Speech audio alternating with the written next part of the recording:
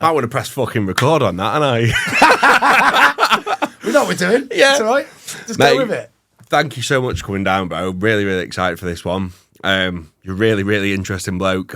We just put the world to rights for half an hour before. We should have just pressed record, yeah. But mate, no, thank you for coming down. You're really, really interesting. But you got an amazing story. You completely fucking span your life round, and I want to hear all about it, mate. So, like, tell me, where did it all start? Firstly, thank you for having me. Inviting me on in this beautiful room you've created. I've been watching you do it on your socials. Nice one, mate. Now I'm feeling the walls. I can see the walls. Maybe get some mushrooms and cuddle them. Right, so what are we doing? What are we starting with? So tell me where you grew up. What did young little Rick sort of look like? Young little Rick looked like a scared little boy that was dealing with too much that a young child should never have to deal with. But I'm glad it did happen because now it's put me to where I am now. Yeah. So yeah, come from Southampton. Raised basically on a council estate, which is always interesting because you seem to learn the hustle of life, and really you should look at it from from a perspective of this is not how you should live. But the thing is with the council estate life is that you are around good people, real people, you know. Yeah. Anyone will lend you a bag of sugar. Yeah, that's right. Yeah, and then it's obviously you learn a lot on a council estate. It's the streetwiseness of what makes it important in life. So it's another skill that I've learned to get me to where I am now. But so growing up, it was tough for me. I was in obviously a domestic violence household, and it was at times it felt like I was never allowed to be a child because I was protecting my mum, and I never wanted to step away from it. I was told I would see things I shouldn't see. I didn't understand stuff, obviously, but it taught me to always deal with things by myself. So that's helped me the last 2 years because obviously I've been gun in mouth, sitting there contemplating everything. And not just waking up, because that happened a long time before, but the waking up and after you get over the angry stage, which is a long stage, is when the trauma starts to come in and you start to realise how fucked up you are. And then you start breaking yourself down and understanding stuff. But like I say, everything that's happened to me is magic because it's happened for a reason to get me to where I am now. And now I've been given some power and a voice to deal with all the bullshit that comes along the way of stepping into your truth, basically, and your light, and spreading love and positivity to the world. Yeah, of course. And like you said then about growing up on the council estate and all that, do you think that has helped you so much? Like, I'll go back to it. I think because of how I grew up, it has helped me now get to where I am in a better way because of going through all that. Do you know what I mean? Like, I think if you grow up very easily and have everything easy in life sort of thing, and then you hit hard times when you're older, people like that never seem to be able to get out of that rut. Do you know what I mean? But because you were built up, you know, on bricks and mortar sort of thing, it give you the ammo to sort of get out of that. Do you know what I mean? Yeah, 100%, because without the struggles, and it's better to have it from a young age and come through it. But like I say, that gives you your power now. Yeah. So 100%. You can get over the adversity and diversity, whatever it is, because a lot happens along this process, you know what I mean? But this is now, like, with everything I've done a lot of bad to get through, to survive, fight or flight mode. There's a lot of stuff I needed to do. My mum had no money. My dad didn't give two shits. He was out living his life. Fair play to him. Do you know what I mean? Who am I to judge? But so it was the hustle. So you learn these skills. You learn who you are. And then you can have the strength to show people what it takes. Because I would never be able to judge anybody. So anybody can tell me anything and it wouldn't shock me because I've done it, if not worse. And that's where this comes from. And this is where the journey is, because you can generally help people. Because I'll go back, I'll say to a therapist, you've got therapists who know the words, but they've just read the book. Yeah. But really, it's the work behind the words. And people that come from the council estate, come from the hard life, have generally done the work. That's why we make the best counsellors, therapists.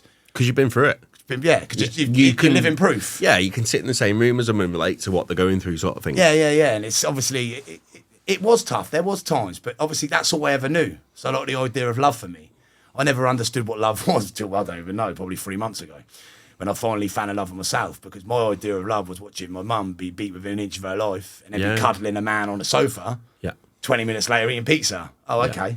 So I wonder why I was so messed up in my relationships. Yeah. It's monkey see, monkey do, you see. And of course. You break free of that. But like I say, it all goes back to everything happens for a reason. 100%. So what did your mum and dad do at the time? My mum. Yeah. What did your mum and dad do at the time? Like what? My dad left when I was about 18 months old, I think. Story of my life. Never finished my bedroom, done one, and never really was an active part in my life. My mum was just fighting to survive, basically. Like that's where I know now where I got my strength from, was from my mum, because she gets up every day, everything she's been through, and with a smile on her face and positivity, and just always made an excuse for me to be a piece of shit, which I don't think was a good thing, really, because now looking at it, it gives me excuses. But then I've grown up now, so then I see past that. But like my mum, mate, this is what I want to do, because obviously my children are young and my children are my world, obviously. But they've got time and I've got plenty of time to sort it out. But I want my mum to enjoy her last stage of her life, being able to be at peace, you know, and that's all that matters to me for now, just to make my mum and take that pain away from her, because she don't deserve what she's been through, and I forgive her for what she's been through, because obviously she was brought up in the same thing. And as I say, monkey see, monkey do. It's a domino effect of fucking tragedy, and this is why people keep repeating patterns, and life becomes awful. And then the cocaine comes, the woman comes, the drugs, the distraction, everything. I don't know. But you're breaking the cycle. Yeah, this is it. And this is what it's all about. The lone wolf. This is what I'm here to do. And it's magic, because people say that when you go through this journey, you see the people around you change. And I really am starting to see the change now.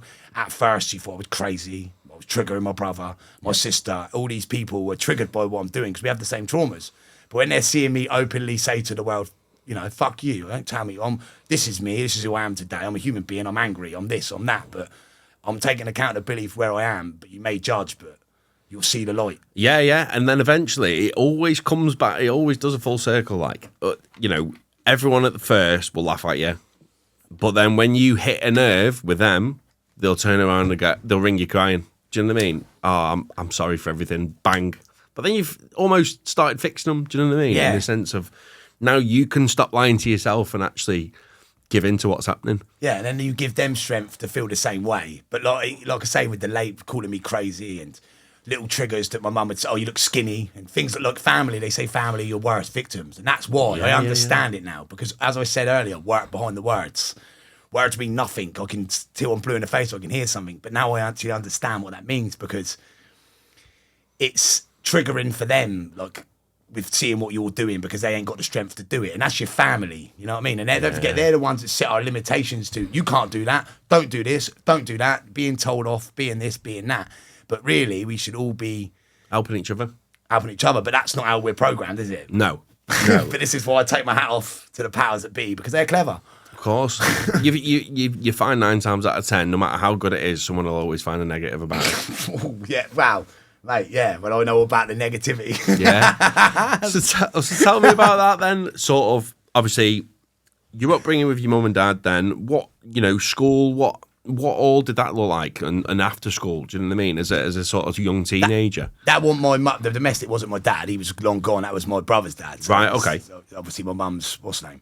But yeah, in school, what was I like in school?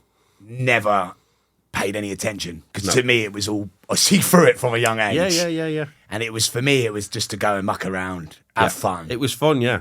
I'm the same. Completely same. Can't even spell algebra. And that's why we're here. Yeah, that's why we're here, mate. Taking on the world. Exactly. One podcast at a time, one video, one angry message, one staying positive. Who cares? But yeah. But it you know, what sort of after school then, you know, what did that look like? Did you leave any GCSEs? No, I left anything. I left school, I believe I was in year 9 when I left at school. That was it for me. And then I went to work. When I not straight away in year 9, at the beginning of year 10, I went to work. So I was bricklaying. Obviously, that's my trade. But I was bricklaying, but obviously not bricklaying, but labouring, and obviously it was good, because that was me. So it was teaching me responsibility. I was getting my dad. Look, he'd come back into my life at that point, which I thank him for, because it kind of helped me. He hasn't been great, whatever, but I've forgiven him for that. That's what I've had to do through this process. Otherwise, I'd still be angry about it. Yeah. But basically, it taught me, like, he wouldn't let my mum drop me to work, so I had to get the train. I had to budget my money. Like, I was getting paid £100 a week, while my mates were getting £5 pocket money. So I was a baller. Do you know what I mean? So that bought me the girls. Because you look freely good. Cider in a packet of bags. I was getting that for your babes. It's all right. It's all right. You know what I mean? Making sure I save my 20 quid to get to work for the next week. But yeah, so, and that's where it all started, really. And I obviously done bricklaying for a long time after that. And then, yeah. Yeah. So sort of what was the turning point then where you sit there and you go, obviously, what happened all leading up to that turning point of shit, this needs to change? Like, what sort of stuff were you doing prior to this change that you've gone through now? What was I doing? Fucking hell. Self-destructing. Yeah. in any way I could. Yeah. And it was just getting more and more and more and more. But obviously, what are we saying? When I woke up to everything, or the moment where I decided that I needed to change? Yeah, no, like all the prior stuff to like where you are now, like what has made you take this completely different path to what you were on, do you know what I mean? Something just happened. I didn't ask, it just happened. Like something just switched. I obviously woke up in 2017. I went down the rabbit hole of the corrupt system. But I wasn't ready for it. I was in toxic relationships from 19 to 32 years old. I was married at the time. That wasn't going too great. Then one of my mates died, and it was he had a leaky Dan, and he had a leaky like valve in his heart, and he just collapsed at work. And like it killed me. But what it did, it sent me into self-destruct mode. But like I say, everything happens for a reason. Of course, yeah. And then that sent me into this self-destruct mode where all of a sudden I started hitting the bag. I started going out partying. Then my marriage broke down and I was kind of free. But now I understood why. So I wouldn't call it a midlife crisis because I'm still having that now. But no, it was more like I wanted to live because I was just always in. I went from to do more. One relationship to the next, to the next, to the next, to the next. And then all of a sudden I went to Thailand, and then I went to Mexico, and then I found travel. And I always travelled, but it was always within a resort, party, in session, woman, you know how it is. And then I found the travelling world, and I met some really interesting people in Thailand. I think Thailand has given me this, like just something happened. There's something in Thailand. I think it's a little bit destroyed now, if I'm honest. With everyone that's turning up there, because my old lot are turning up there, and that's why I'm that's what you're trying to get away from. I'm trying to get away from that. So now I'm kind of going to Peru and that way and whatever. But so that's kind of happened, and then obviously I had a bit of a blowout. I had 5 years. I met a girl, amazing Corinne, and me and her had like a. She was young. She was only 20 when I met her, and obviously I was 32. And then she was obviously being young and doing her thing. I was doing my thing, so that was whatever worked perfectly for then. And then obviously, because I was just doing what I wanted, it was never like anything meant to be. We did get serious, blah, blah, blah. But that allowed me to live my life a bit more. Me and her had fun together. And then all of a sudden, something just... COVID. Yeah. And then I got really, really angry. And this angry stage kicked over. And that was because you're spending so much time with your own brain. Yes. Yeah. And then obviously, it wasn't... The thing is, I didn't abide by any of the rules, man. I was I didn't know. Come on. Fuck that. Yeah. Like, come on. And it got me... So what it done, it got me into this thing. But then I started looking for alternative because all my mates were getting vaccinated. They were doing this. I was looking at them going... But isn't it mad? Because all the way through the time, you were the piece of shit that never got a vaccine. But I still am. Yeah. We still are. Yeah. We still are. We're the problem. Yeah. Okay. Yeah. But yeah, all my mates started getting vaccinated and stuff. And I was kind of like... losing respect for people. I don't want to say it like... Do you know, why are you giving in? Oh, because I want to go on holiday. When you go on holiday, I ain't got no money. So why'd you have the vaccine? Yeah. I got it from my granddad. But did your granddad have the vaccine? Yeah.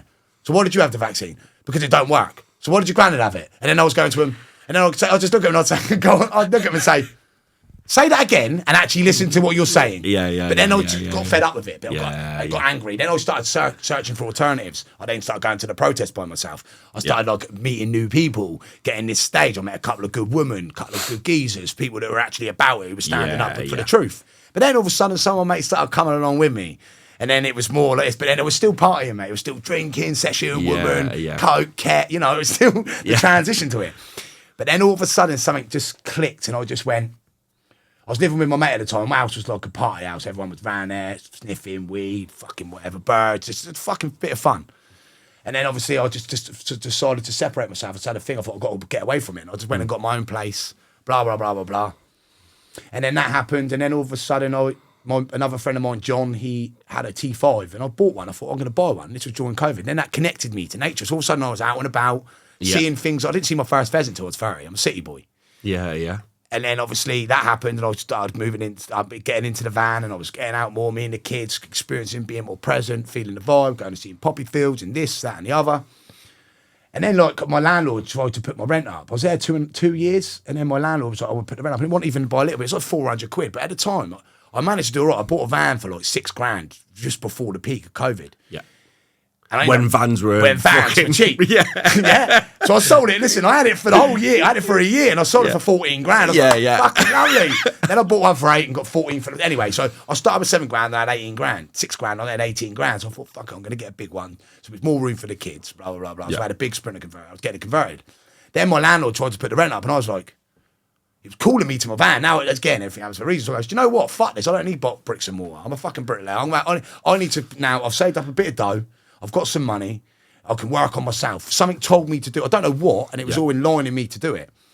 And then obviously, then I ended up living in a van. So I lived in that for a whole year, mate. And it was so, because it gave me time. So I just floated around in nature. I was over here. I was there. I was in Cornwall, Wales, wherever I wasn't working. I was just going to the gym. I was getting dedicated. It was amazing. And then June came and my best friend committed suicide. At 32 years, man, it fucking destroyed me. Yeah. But obviously, along with that happening, I didn't deal with my first mate I talked of earlier dying, so I had to deal with them both at the same time. Yeah. But that was when that gave me this fucking...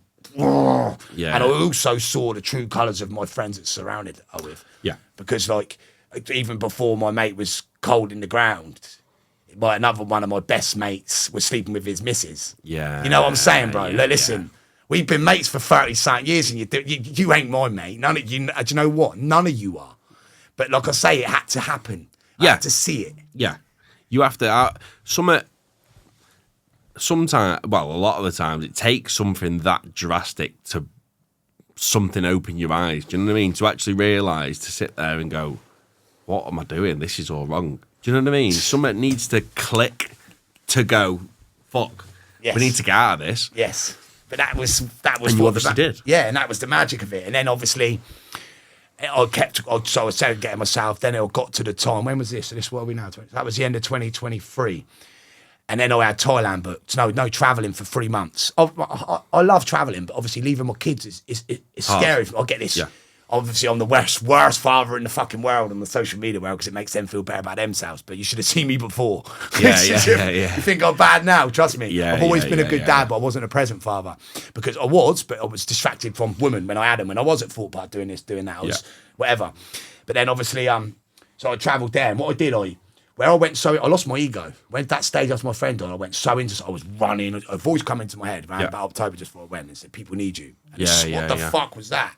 Yeah. And it scared the shit out of me. I nearly fell in a bush. And then all these signs were coming.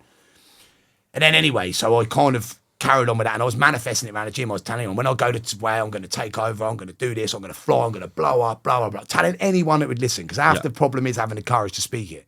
And then I was kind of doing little bits on social media, but nothing big. And then I literally...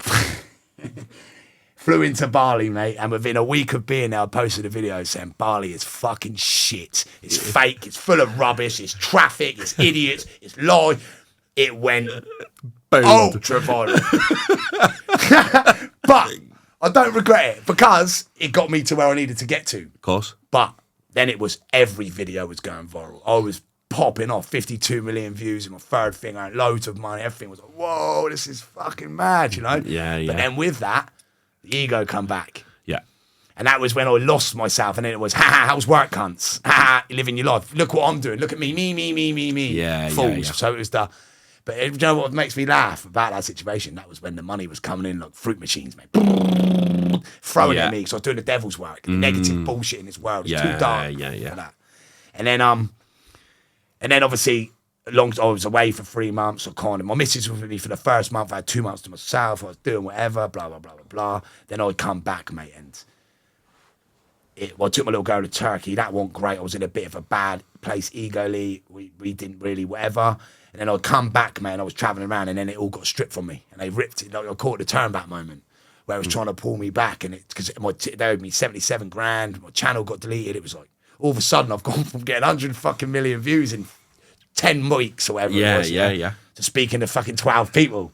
But I still carried on. You know? Yeah. But it was hard. It was of course. It's a hard pill to swallow, that, isn't it? Mate, it was. But I'm glad it happened because it grounded me. Yeah, of course. But then I really got in tune spiritually. And it was like, oh, there's something going on here. And then the signs were coming. And I was seeing things and whatever was happening. And I was going through this. I got the angry stage again. So what I wanted to do was let people know, fuck you. I'll do this, watch this, blah, blah, blah, blah, blah.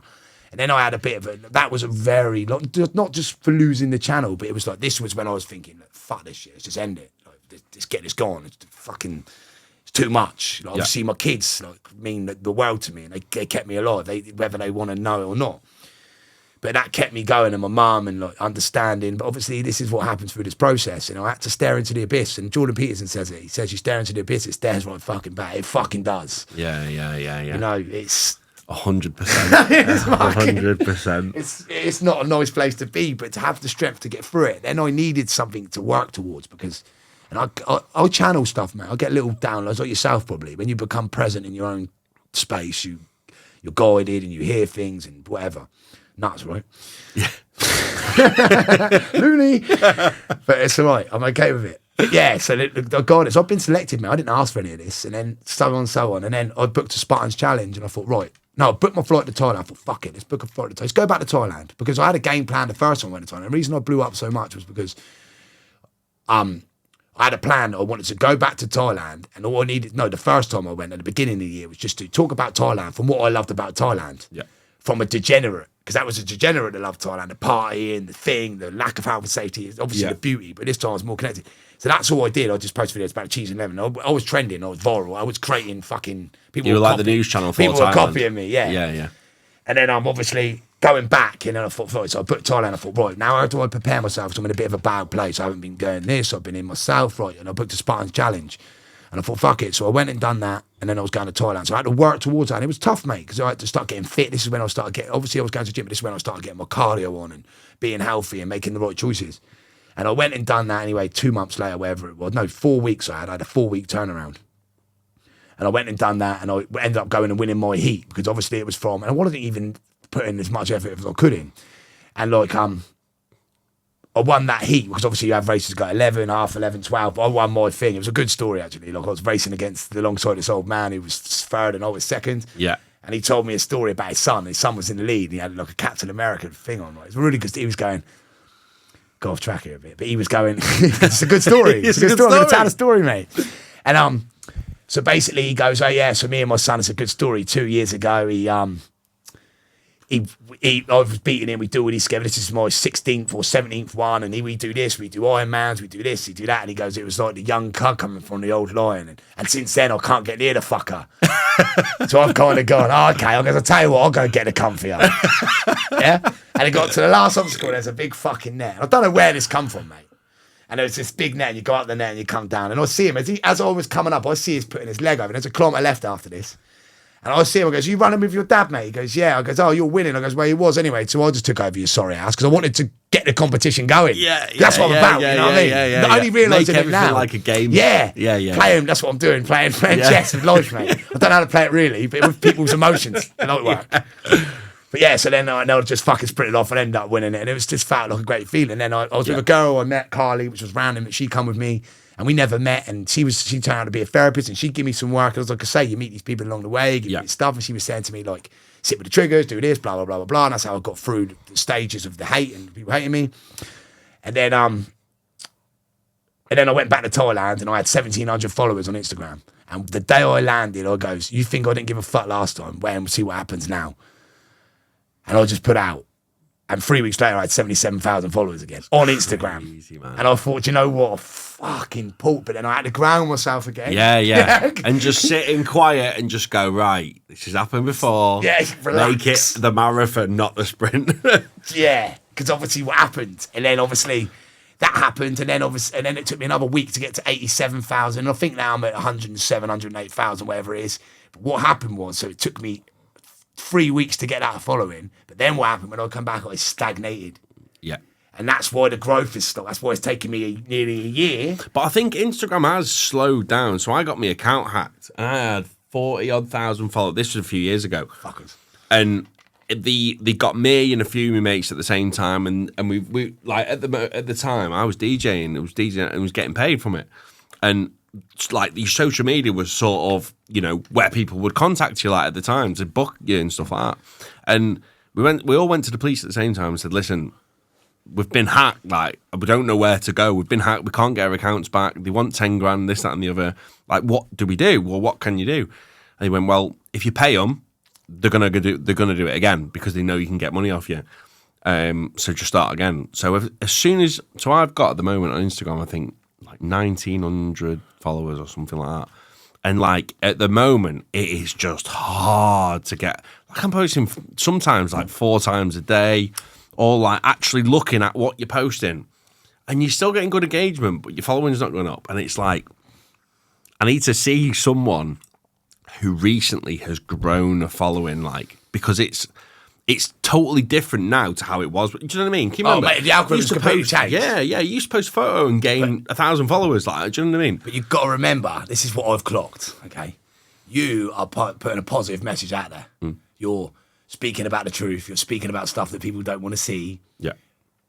The problem is without you being suppressed. Anything positive, anything along that way is being suppressed. So I'm not going to mention any names, but there's influencers out there. Right, and this is what people see, you know. Obviously, we're it's man against machine. Yeah, we're being fucked with. Like, I can get a video that gets 1,000 views. I know I can trigger the shit out of anybody whenever I want because all I've got to do is talk about me and get that engagement. But I don't want to spread that into the world. Yeah, keep it positive. But another thing is, wow, when you're going down this path, right? You're clean, you're sober, yeah. Right, I'm clean, I'm sober. We're doing things, we're trying different, okay. Yeah.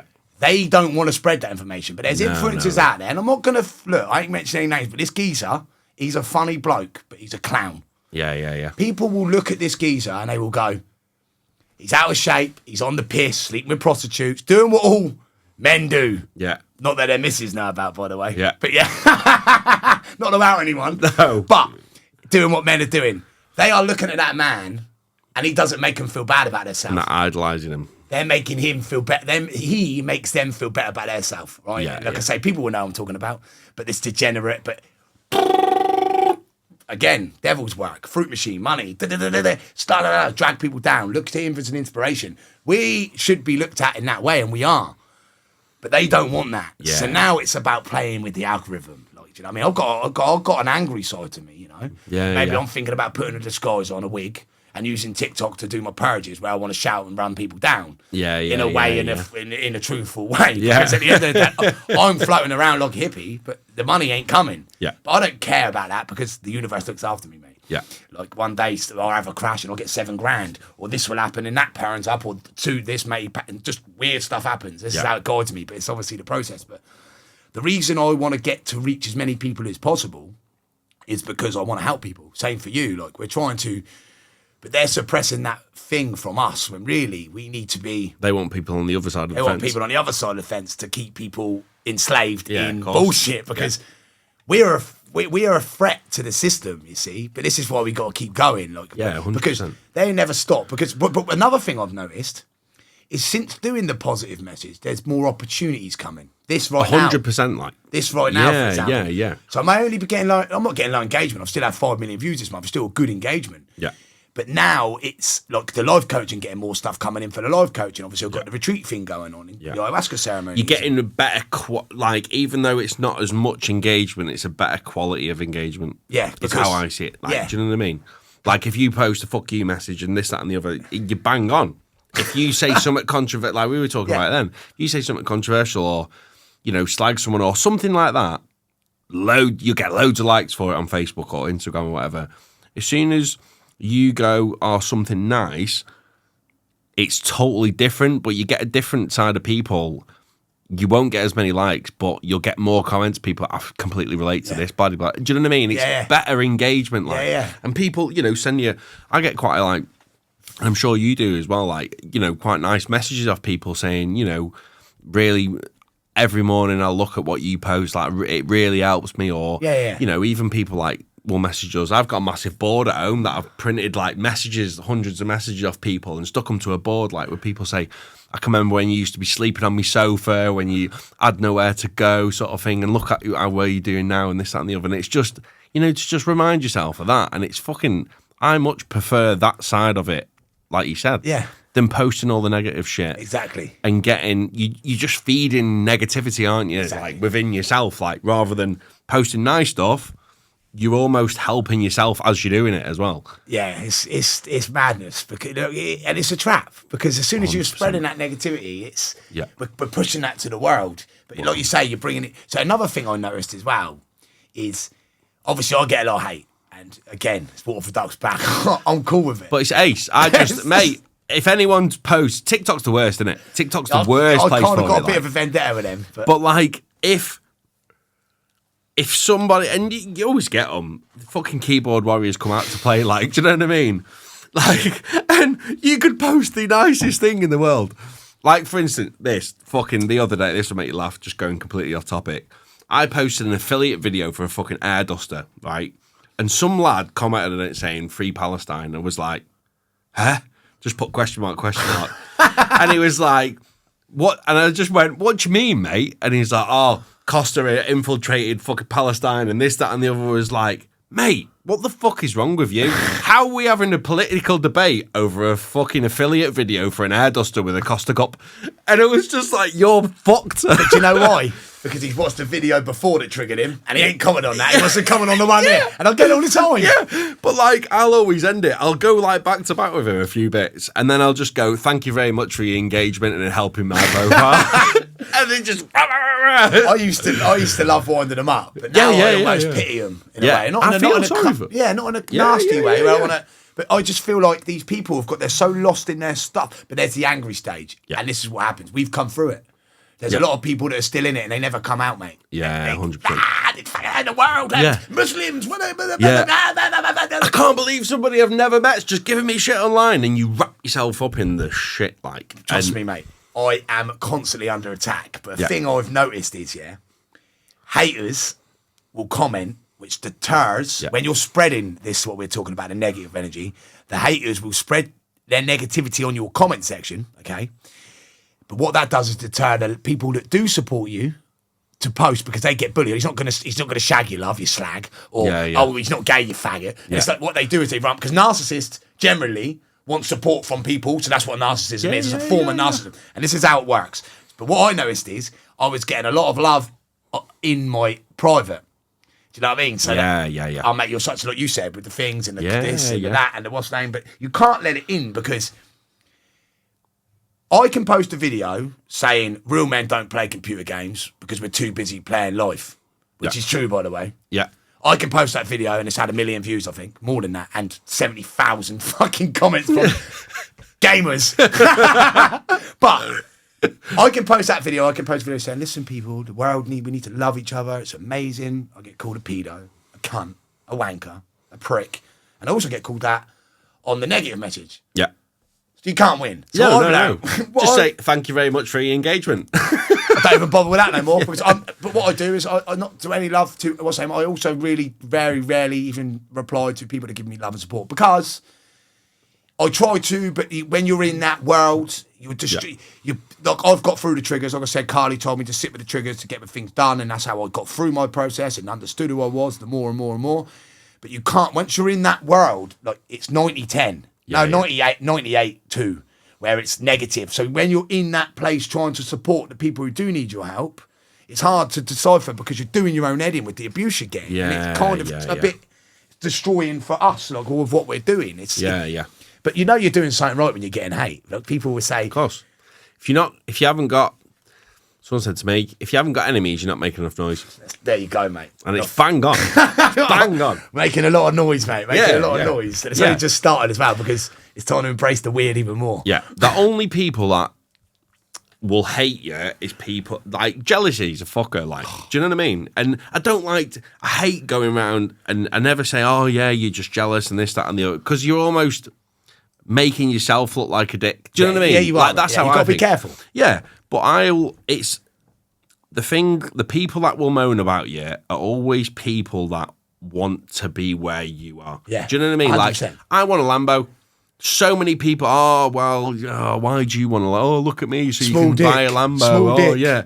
And like, I want one for the experience of having one. Like, it's my favourite car. I want to buy one. Shit boss. Do you know what I mean? But I'd never have a Lamborghini. It's so impractical. It's this, that, and the other. Like, if you had the money, you would probably buy one. Yeah, do you know what I mean? So stop, like, almost hating on what you're trying to do because you're never going to have it because you don't believe in yourself of having it. Do you know what I mean? Yeah, because you've got to believe anyway. Yeah, half of course the problem's believing. And it's just all that thing of, like, I'm very scarce of anyone who slags anyone off over stupid things like that because you can never fully trust that person. Do you know what I mean? Yeah, because it's always, you're always masking your own shit by slagging someone else off. Like, I haven't got time to sit there and slag people off all day. Like, why? Like, I'm happy. Do you know what I mean? I'm buzzing. I'm fucking ready for what's next. But that's what living is. But then it goes back to, like I said, with your old friends.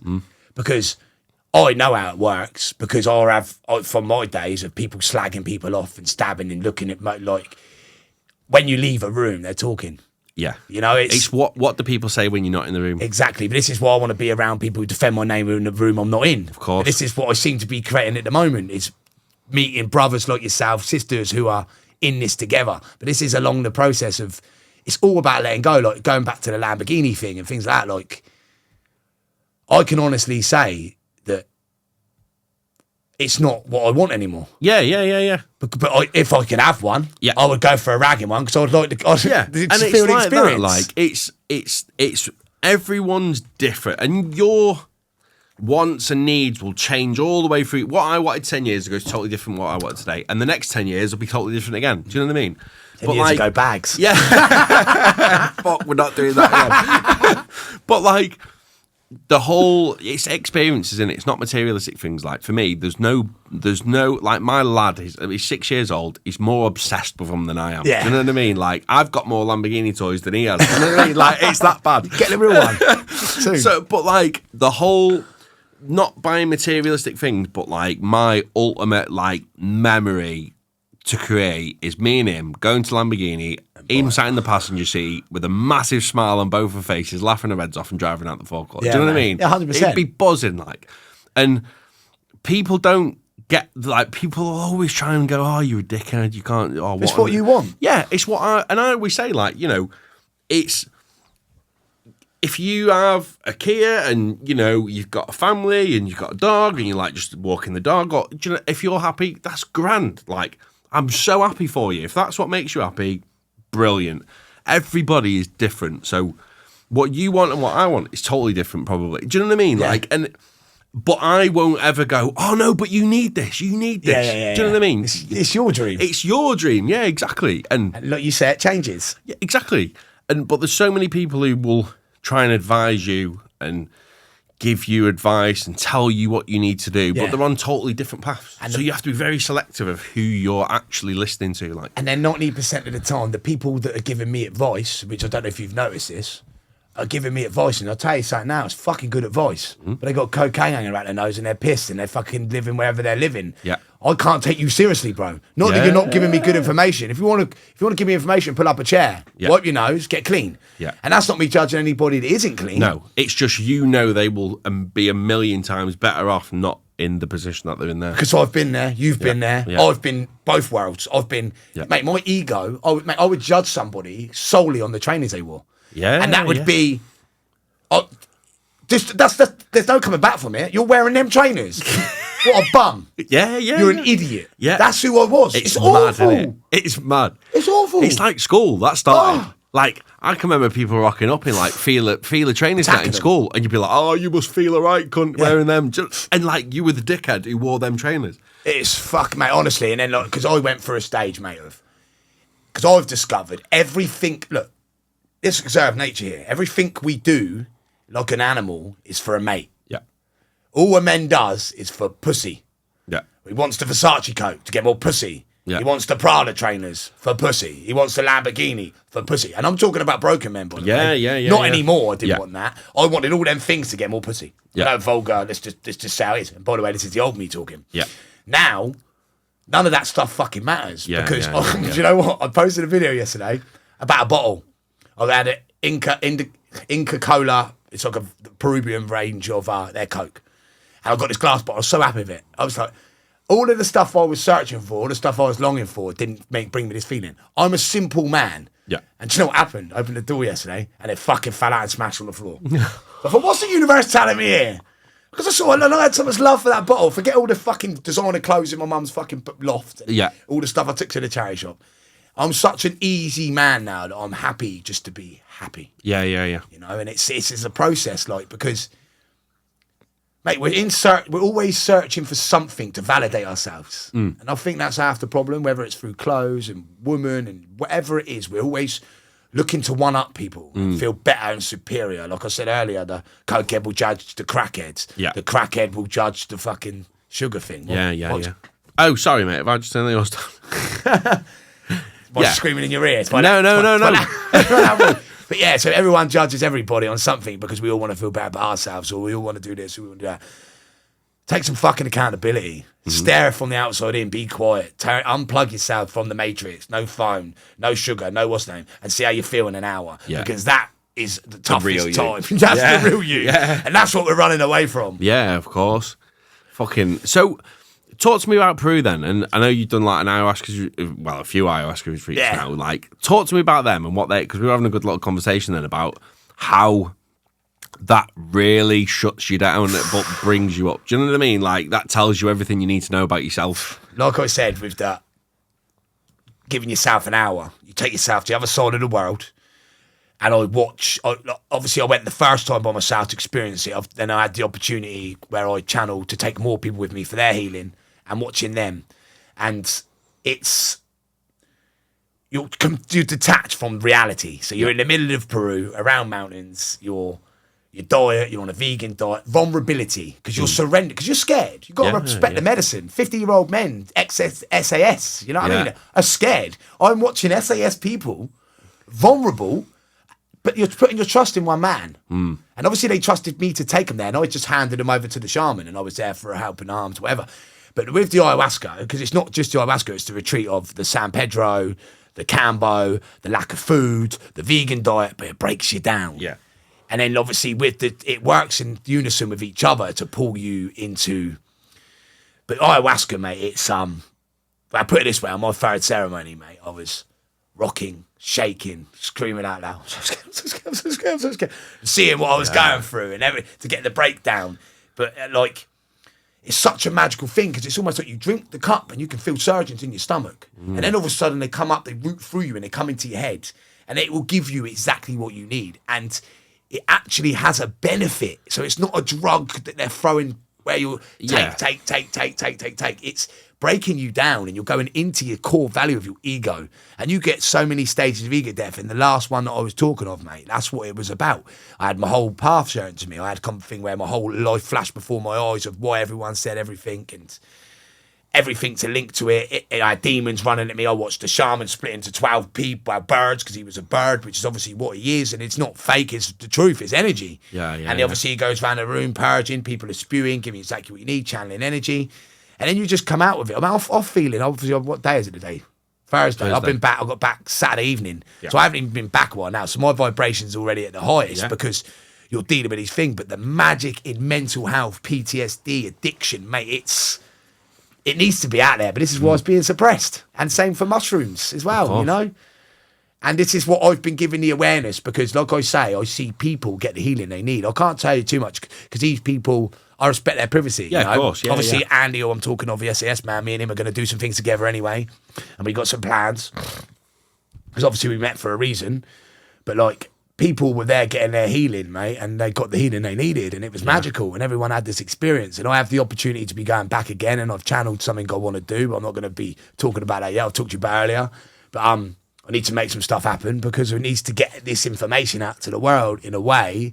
I feel like, because what it does, ayahuasca as well, it's not just you do it and then it's gone. It sticks around in you for 6 months, a year. But the more you maintain the diet, because I'm on a fish diet at the moment, because that's what the shaman told me to do, because he's seen me. Obviously he knows, he can read me. He knew from the first time he met me what I was meant to be doing. And this is to bring awareness around this stuff, but it sticks around inside of you, so it's still repairing you now. So it's an integration, but I couldn't work out the first time. But it's not just in your head, the integration, it's inside of you. Mate, you get rid of all your heavy metals, you get rid of all the shit that's in your body, you're purging out everything, mate, you're pissing out of every hole that you got. Your sweat glands, your arse, your fucking your eyes. It's fucking emotional, mate. But it breaks you down, and you're and it's the healing it gives people. And then obviously I've only just come back, there's a lot of it to understand. And this is why it's a perfect time to be doing this podcast, because I feel good. I feel on top of the fucking world. I feel magic, mate. But before I went again, little thing, and this is the thing as well with the retreats that I'm doing and taking people there,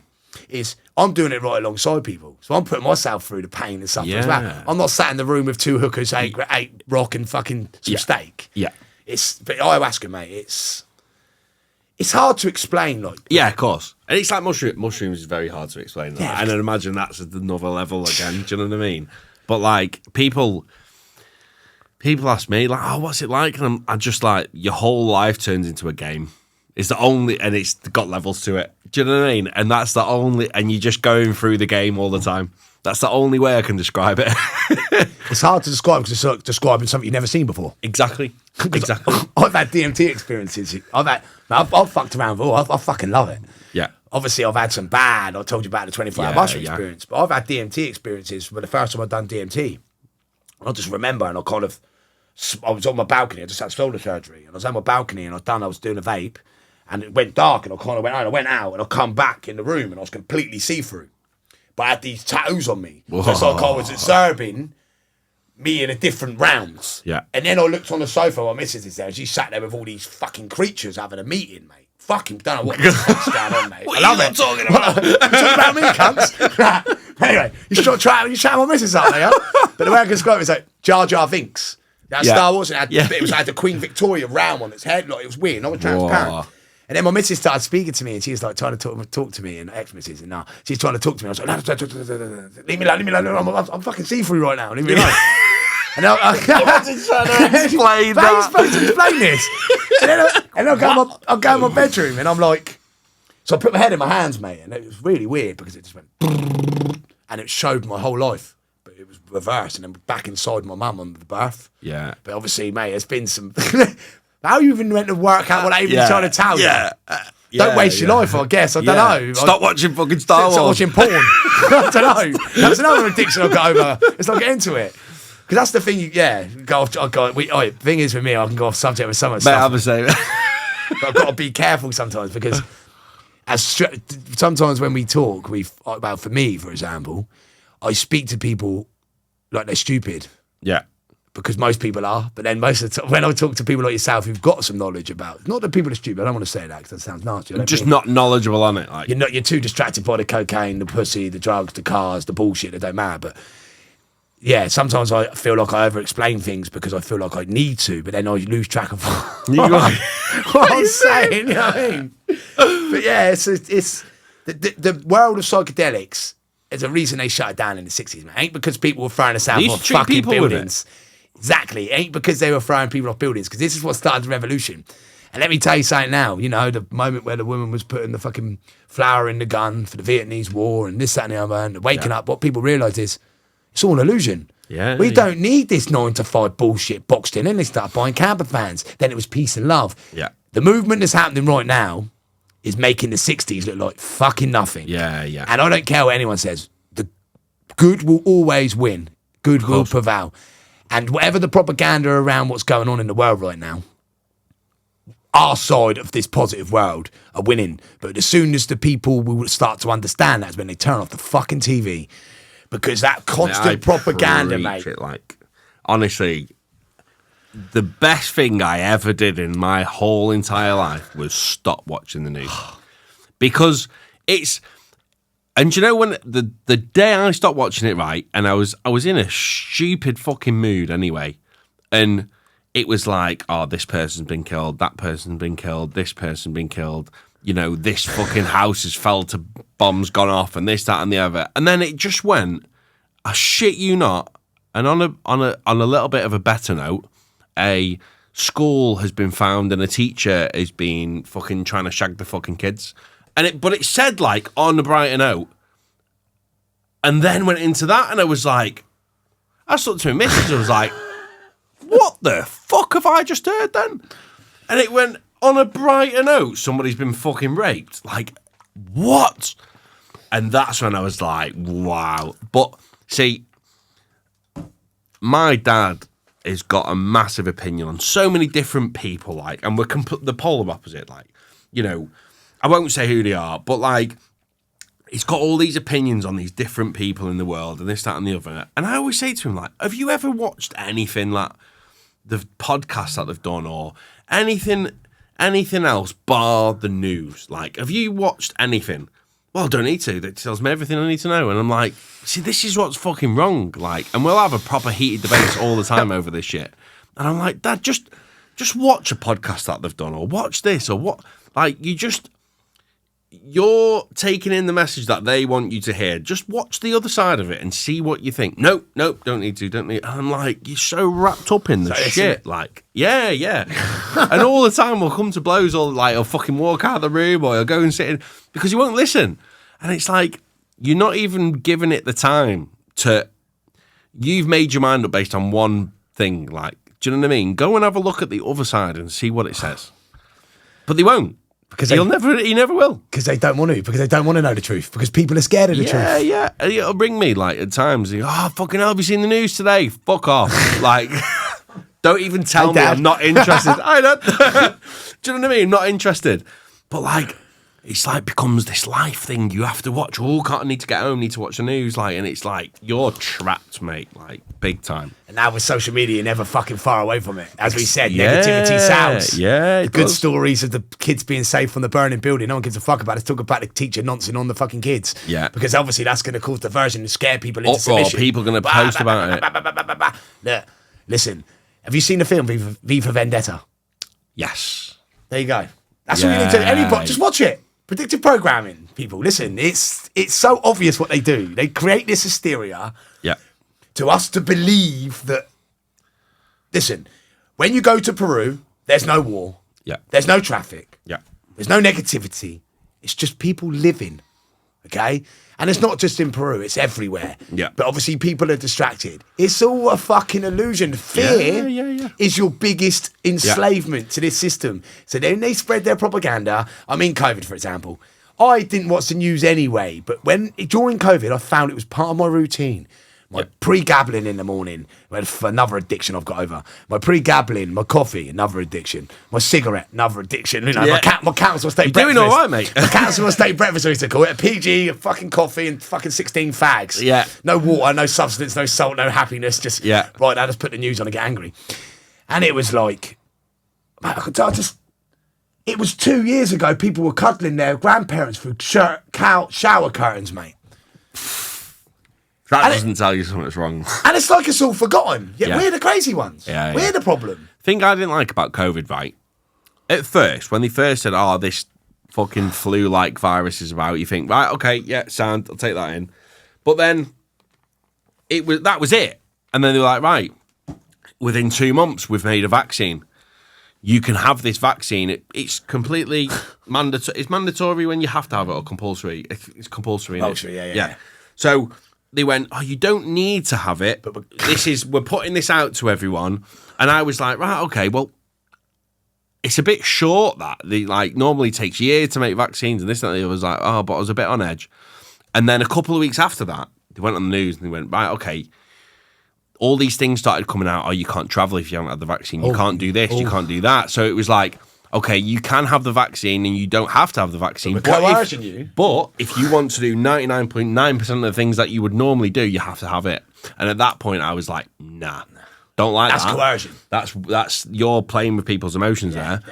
And then it came on the news saying that, is it the Pfizer one or AstraZeneca? One of them was bad and it was killing people, giving people heart attacks and fucking blood. Like, my auntie fucking died. My best mate's dad had a fucking heart attack the day after it. Like, all these things started happening. And players. And then they went on the news and they said, okay, this one that we've made, one of them is really bad, so we're going to take that one off the market, but you can still have the other one. And I was like, mate, are you mental? But what made me laugh is not just what you're saying there, because you're 100% correct. Mate, I was watching it on the fucking news. Yeah. Where people were fucking being vaccinated, collapsing as they're being vaccinated, and people were staying in the queue. I mean, come on.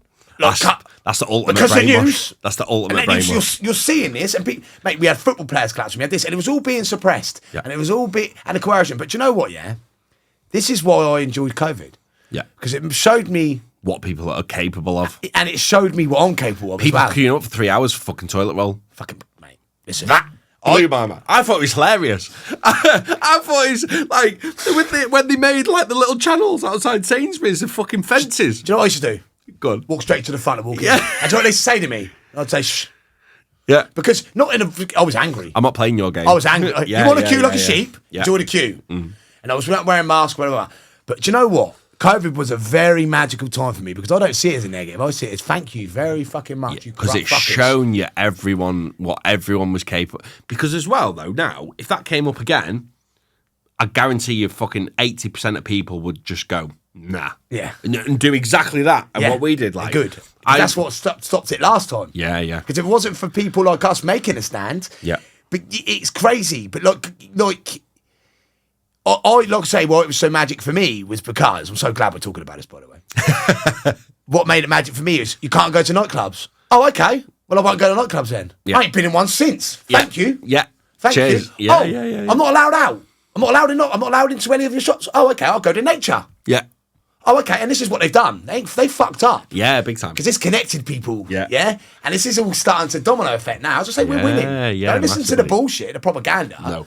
I know what I see, and you know what you see. Yeah, yeah. And what I see is a shift in consciousness. Obviously, people are distracted with their voices, but that's down to them. It's not our responsibility to wake people You up. can only tell them so much. You can lead a horse to water, another word beyond the words, because it just means nothing until you actually understand it. But listen, people, it's not our responsibility to wake people up. People need to, if they're still sleeping now, because I heard the other day that people are still being vaccinated like every 3 months. Yeah. Right? But, and I won't say who it is, I know somebody who now anyone who's had the COVID vaccine has to, this has gone through the hospital, this is fucking gospel, have to be tested for HIV because in the COVID vaccine there's traces of HIV. Brilliant. And that is gospel. Brilliant. But you know what? Fucking truth. But you know it's nothing to do with because what's in the COVID vaccine, do you? You know what the COVID vaccine did, didn't you? Destroyed white blood cells. Yeah. What's HIV? Fuck no. That's what it is. Right. Your white blood cells, okay? I think I'm right anyway. I think I've saw this story and it's come up for a reason. So I took that content in a while ago. Yeah. So basically that's what they were saying with the vaccine, with the mRNA vaccine or whatever it was. Because what it does, it breaks down so it stops you being able to fight the illness. Right. So it's shutting people's immune systems down. So Yeah. the consequences of the vaccine aren't yet apparent. No. So we're going to see more and more and more of what's 100%. happened here. And a very, very good mate, and this is where it almost clicked. So a very good friend of mine, he does very well. And through COVID, he had the first COVID jab. And he's the kind of guy that uses like private doctors and this, that, and the other, right? So he paid something like circa $7,000 to go to this doctor because he started feeling a bit pants after the COVID vaccine. So we went to the doctor pre and after he'd gone. And he put his blood in like a blood spat machine or whatever, span it round, shown him the blood, right? And he's shown him the blood before he'd had his vaccine and after. And he was like, which one do you think is before and after? And that one after was like a blood clot. And the other one was what's called. So he was like, you need this, and jabbed him up to death, give him all these tablets. Went back a couple of weeks later, blood was fine. Oh, but you think people haven't got that? He said, if you went to honestly, if you went to get them other jabs, you would be here. You could not be here. Like, if they were all the same, and then he said, I keep nearly saying his name, because people don't know who I'm talking about, but he then said to the doctor, he says, how the fuck are they getting away with this, though? Because there's people that are fine, and then there's people that are not. And the doctor literally turned around to him and said, well, say if you made 100,000 vaccines and every 1 in 5 was bad, would you ever think of that? And he was like, oh shit. He said, so to every 5, placebos, there's probably 1 really bad one that the purposely this put in there. This is why they keep the numbers. Yeah. So that they can keep giving you the same batch, the same thing. Yeah. And this is what it's all about. But I take my hats off to them because how clever they are, but it's all a game. Everything's a simulation. COVID was planned 20 years ago. There was people when the fear was coming and round it all, mate. But luckily for your mate, whoever he is, he had the funds to do that. He had the brain to go, oh, something don't feel right here, because many people were feeling that way and going back for their second, their third, their fourth. Madness. How many people... Another thing I've got about COVID today, because... Do you know, obviously, the placebo effect? So it's a proven thing, yeah? So you can take an ecstasy and you can not be real and you can have the bars. They do it a lot with like aspirin inhalers and stuff like that, don't they? So, with that theory then, okay, and obviously manifestation, because of the propaganda on the news that was going around about COVID, this is out there, this is just something I've thought about, by the way. People live in fear. You can die from fear. There's a book. There's loads of it out there, right? So I don't believe COVID was even a virus. I reckon it was all fucking bullshit. But what it did, I reckon people were almost dying because of the fear around it. So they were making themselves ill. COVID, it was COVID. Was there anything was it even around? Because... Yeah. Mate, COVID's been around for donkey's years. Somebody posted, like, a few people... If you Google it, it was there in, like, the fucking 1800s, COVID was. Like, because it even says... I think it was like a Dettol bottle from like World War II or whatever it was. And it said also helps kill COVID-19 virus. So it's not a new thing. It's been around for donkey's years. So why has it been brought apparent? Because it was the enslavement to test people to see how fucking stupid people how far were. They can push, yeah. And how stupid people were. How much people are invested in the news. That's it, isn't it? And this is the scary thing because it's so...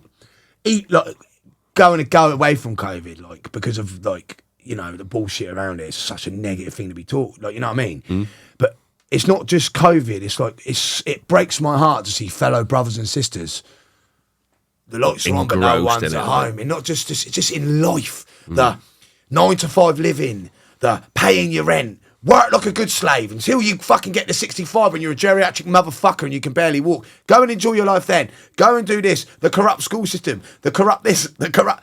It's like... it breaks my heart to see people just... Invested in it. And I just want people to understand that. Please. Yeah. Unplug. It's so much better the other side. And obviously you get it. It's hard. It's fucking hard. Yeah. Do you know this? Yeah, mate. I was wrapped up in it for years. Fuck. Like, and I'd never go anywhere near it ever again after seeing the other side of the fence. It's like you go to school, you go to college, you go to uni, you pay to go to uni. Say you leave uni at 21, 22, whatever it is, in fucking 40 grand's worth of debt. What do? You go and get a job on 50 grand a year. You're in debt. You're paying back this whole debt, right? You get to 30. You want to buy your first house. You buy a house. It's 250 grand. You're into more debt, right? So then what do? You live till you're like, I don't know, 60. You're brilliant. You've paid your house off. What do you do then? Right, you live for 10 years. Okay, I've then got to go into a care home. How do I pay for the care home? I have to sell the house that I've been paying for however many years and pay a fee on top of that. I'm in debt again. Then you die. Then what do? You die. You pass your kids on the house. Now your kids are in debt because they've been inheriting tax and they have to get a mortgage. It's just, and that's normality. But this is it. And the problem is that's normal. And the deeper thing behind it is money has no value. All money is debt. It's a tool. It's debt. Money's not real. No. Money can it's only... a promise. It's not printed from gold like it used to be. It's now just print. Yeah. What happens is people give up on their dreams to chase little money. Yeah. Like you say, and it's all the process of starts at the school. You got these teachers telling you, got this going on, you got that going, you got this going. It's all outdated. It's all what's there. It's all to suit their propaganda. And like you said, and all of a sudden, and you know what annoys me about the care home situation? To anybody who's got a house and is saving for their future, let me give you a bit of advice. The bum on the dole, no disrespect, but again, the truth. They get the same treatment as you, but they ain't got a house to sell. So sell your fucking house, go to Thailand, go wherever you want to go, live your fucking life, and let the government pay for it because it's about fucking time. And don't worry about debt because it ain't fucking real. Fuck debt, fuck money, fuck it all. It's all an illusion. It's fucking, listen, fucking boom. But it's all an illusion. It's all an illusion, mate. It is. And it's the enslavement around it that people are willing to give up their time, which is the only commodity that matters, for £10 an hour. I don't know what the minimum wage is now. I don't know. I'm a bricklayer, so maybe £30 an hour. £200 a day. Pay. Oh yeah, got to pay my tax. Got to do this. Oh, got to get to work. Oh, got to pay my rent. Oh, I've got £20 left this month. Fuck. What am I going to do? I better go do something illegal to make some money. Oh yeah. Or go and get a payday loan. Or go and get a payday loan. More debt. More debt. Oh, and then what we do? And then we pay them back money, and they lend us. All they do is they go. We'll lend you £25,000. You've got to pay about 48. It's going to take you 10 years. But what we do. Halfway through, we'll send you a nice little message saying, by the way, you could refinance that and get some more money. So here, you have another 10. And what you can do is you can go and buy yourself the latest iPhone or the newest TV. Fucking get the TV and throw it out the fucking window. Go Rockstar on it. Yeah. Fuck TVs. Fuck it all. Your phone's bad enough. Fucking go and live your fucking lives. Trust me, life's better when you fucking start to live. Yeah. But there's a process of where for me, I wanted to kill myself every day for 2 years, but it was all right because I'm all right now and I'm smiling and I'm here. Exactly, we're here. And then we're seeing it. Yeah. And it's like, we've had our journey, man, and this is what life's about. But I just fucking feel so glad that I'm out of it, and I'm chasing something. Yeah. Rather than pussy. Yeah. Rather than ticking over. And what? For what? It's purpose, innit? You now have a purpose, not a fucking. You're not ticking over, waiting for whatever the next pointless thing is. Exactly, and I'm self-sufficient. No one gives me nothing. Yeah. If I want it, I'll go and get it. Yeah. Normally, the universe may give it to me, but that's because I'm in my process. Because this is another thing I've realised is when I talked earlier about my guidance I get, the crazy whatever weirdo, but the guidance I get. When I come back from Peru last time, I went to Peru. I had 2 years out of the system, living in my van, completely detached, and I come back. I come back, and on my third ceremony, on the last one, a devil come to me. And he wasn't the devil, it was an entity, and he climbed into me and he come into my ear, and I was on the toilet and I was having this experience, and he was telling me everything that happened. I come back from Peru and thought, fuck, I told him to fuck off. I funded him off in the trip. When I come back from Peru, I went from being detached from society for 2 years. I then got back with my ex-missus. I come out of isolation, mate. Thought she was there for the greatest good. I love her with all my heart. Do you know what I mean? No, what's her name? I do. Yeah. But we're just not meant to be. So I got back with my missus because of the fear. I've got accommodation again, living in a house.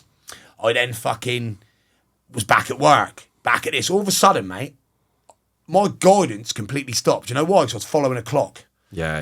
Like, I wake up now and I'm kind of like, just float around like a fucking hippie. Yeah. But I have a shave and smell reasonably good. Yeah. Do you know what I mean? But it's like, you come back when you're in and you plug into the matrix, mate, fucking hell. Like, it was all of a sudden. It's a hamster wheel. All of a sudden, mate, I was in the gym gawking at birds, staring at their asses, looking for a camel toe, looking for a distraction, looking for this. And I even said to my missus, I said, listen, babe, I'm getting wandering eyes here. I want to be real with you. I don't know what's going on. I don't understand it.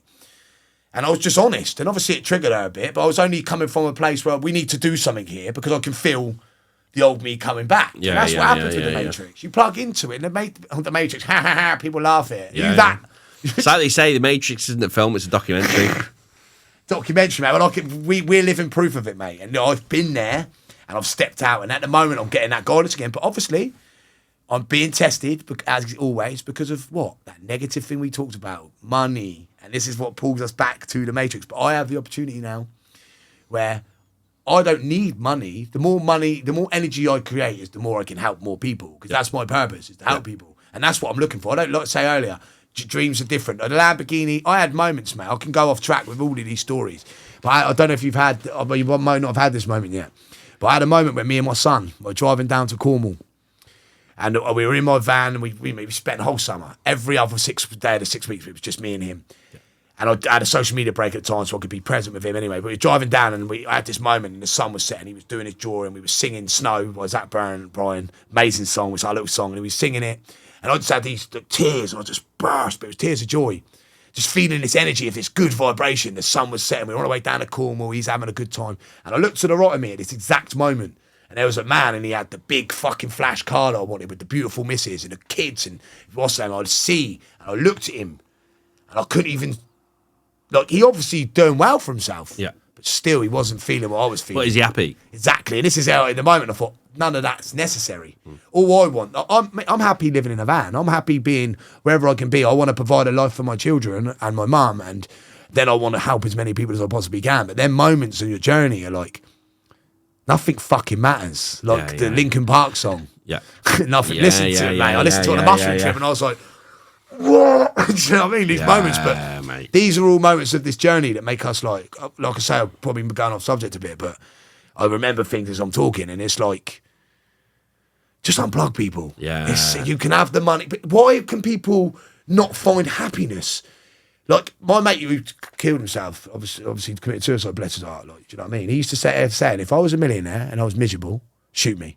Yeah. Because how can you be miserable when you've got all that? But the reason they are is because of what they're doing. They may have... The journey that they've taken to get to that has made them Where's unhappy. it come from? The sin, the cheating on your missus, the bullshit, the cocaine, the lies, the lying to yourself and all this stuff that keeps you grounded is like... But this is why, for me, this is why on my journey, it didn't come. The money come, and then it went, and then it hasn't come because it's not meant to come. Because I was, until a month ago, I was meant to be, I was saying, I'm doing this for everyone else, blah, blah, blah. That was bullshit. I was doing it for the fucking Lamborghini, the Ferrari, the fucking woman. But now it generally is to help people. But like, it was a process in my journey, and like, just to be in the fight and just to be like, aware of what's going on around you is magic. So people need to tap into it. But obviously it's hard, you know, like just unplug from this system. And this is all I want people to understand. But obviously I try not to do this message no more because it's very negative, because it's not my job to tell people how to live their life, because they're on their journey too. And I have to accept this. We all have to accept this. Like, it can get very frustrating when you're talking to someone, but we know, but they don't. And it's like you get that anger and then it lowers your vibration, and we try and tell people, and it's like, what do they even... They don't know. They're not where we are, but like it's hard. It's hard to see. Like I say, it goes back to everything. Like brothers and sisters struggling and just wanting to do good, like yourself. But yeah. When they don't, it frustrates us. Yeah, no, absolutely, mate. Well, we're just running out of time there, but I think we need to do a part 2 at some point, bro. Whenever, mate. Whenever. Well, mate, thank you so much for coming on, mate. That's all right, mate. I've thoroughly enjoyed. We definitely need to do another part anyway, like, because there's so much left to talk about there. 100%. I thought we might have run out because we talked for fucking everything beforehand. Mate, yeah, it's all right. No, but honestly, I appreciate you coming down, mate. Let's do it again, and even we'll get one done outside or something. 1 1 1 1 1 1 That's the 1. one. See that? We saw 11 11 earlier. Yeah. Now we're doubling it. Sorry, mate. Let's get it done, and Yes, I wish brother. you all the best, mate, with what's coming You on. too, It's mate. going to be amazing. and hopefully maybe next time it'd be nice to hear some more about you as well. Mate, definitely. Because obviously I don't understand these podcasts. Yeah. situations. It's just a talk like that. That's why I never script anything and never what's. It's just having a nice little chat with It's good. someone like. Like I and it's say, it'd be nice to hear some about your story on part 2. Maybe I should shut the fuck up. But then I have been invited in to talk about me. I've thoroughly enjoyed it. So if I'm fucking ignored you, I'm sorry, brother. I love you. That's safe.